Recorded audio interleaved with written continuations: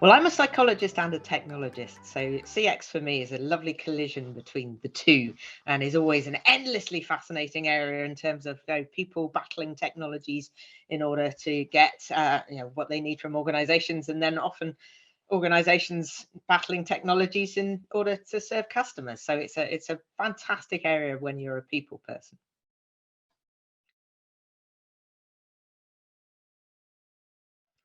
The next 12 months, I think, are going to be an interesting and challenging 12 months. So not only do we have sort of a lot of things to decide about hybrid working, for example. So trying that. I think certainly we are looking at, in certain parts of the world, including mine, probably a recession, which brings with it anxious customers, and we've already seen a sort of build-up of anger in customers over the pandemic. But when you have anxious and angry customers, obviously, that the pressure is very much on your agents and your frontline staff to be able to deal with that. And of course, they need to be able to deal with it as well. So hybrid working as well, adding a little bit of extra complication in there in terms of communities of support, and how do we support people doing an increasingly complex and emotive job to do that job. So yeah, I think it's going to be an interesting 12 months.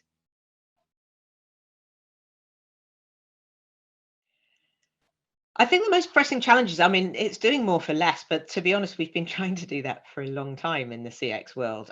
So inevitably, I don't think budgets are going to be booming. I think often, particularly on customer service, we often see that people don't regard it as a cost center. It's a cost center, not something that makes money, which actually is crazy because it does make money. If you provide bad service, inevitably your customers often leave you. So I think it's that sort of, how do we move it into a profit center mindset rather than a cost center mindset? And in that way, we end up not having to continuously battle cost cutting. There needs to be investment. For sure, I think we're going to see a lot more automation, but we're already kind of at the bleeding edge of that. Often it's the frontline functions that get automated. I think we're also getting certainly our research is showing that maybe some of that automation isn't working as well as it should. So sort of the digital side of CX, I think, is going to mature in terms of how do we deliver a great experience? How do we connect that into the human when that digital experience fails? And bots being a good example of that. So how do you then transfer it seamlessly, hopefully, into a human interaction? And I think that's where often, if you're looking at the bot experience, for example, that's where a lot of the backlash is. It's because it's disconnected. So the customer has to start again if the bot fails. So how do we make sure that that's connected together? How do we transfer the conversation across? How do we skills-based route all of that stuff to make it a very, very much seamless interaction from a human perspective?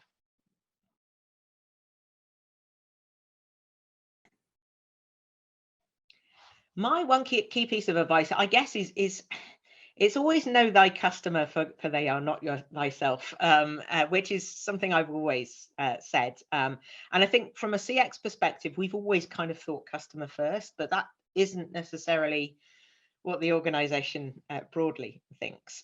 So I think as CX people, I think we need to act as customer champions, but we also need to articulate the fact that customers are very different, and we can't just do a one size fits all solution and assume it's going to fit everybody. So, in terms of accessibility and inclusion, certainly we need to think about how do we create those experiences for all customers rather than necessarily a small niche. So yes, know thy customer.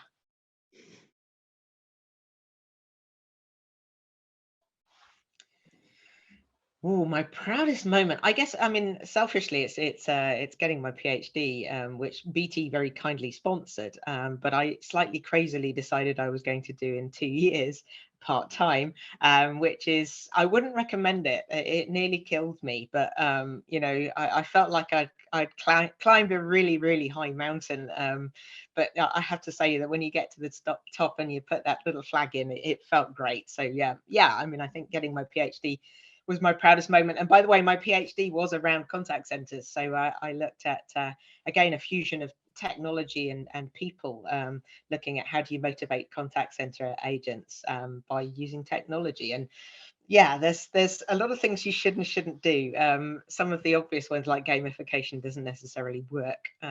But getting into the deeper psychology of what really does motivate people and creating those communities of coping to help people get through a very tough job. So yeah, that's my proudest thing, getting my PhD.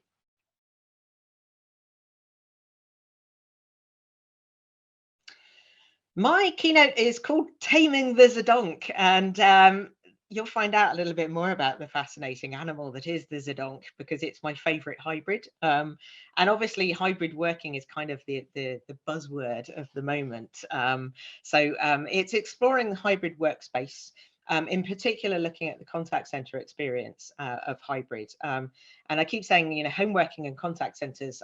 One of my first jobs in BT over 30 years ago was home working, contact center advisors. But I mean, then it was very expensive to do because we didn't have technologies like, you know, basic connectivity. We didn't have the collaboration tools that we have now, and we didn't have cloud. So all of it had to be kind of manually built, and literally we were digging people's front gardens up. So, I mean, the pandemic's taught us an awful lot. So what I'm going to talk about is we actually did a 1-year long study with agents, team leaders, and center managers, trying to capture their experience of the pandemic, but rather than dwell on that, sort of go forward face and say, well, what have we learned? How do we think the contact center is going to be developing into the future? And in particular, how do we make sure that hybrid working, if you want to go that way, which I think a lot of organizations are for many reasons, if we want to go that way, how do we make that work a lot better? So yeah, that's basically, hopefully you'll learn how to tame the Zedonk.